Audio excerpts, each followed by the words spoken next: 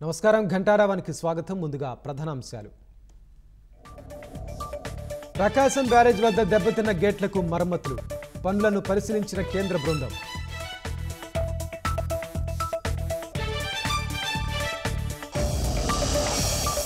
వరద ముంపు నుంచి తేరుకుంటున్న విజయవాడ, వేగంగా పారిశుద్ధ్య పనులు, నిత్యావసరాల పంపిణీ.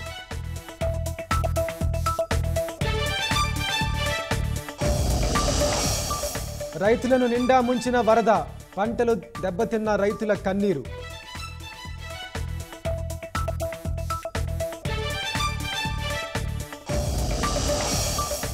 టీడీపీ కార్యాలయంపై దాడి కేసులో నందిగం సురేష్ అరెస్ట్, కాసేపట్లో కోర్టులో హాజరుపరిచే అవకాశం.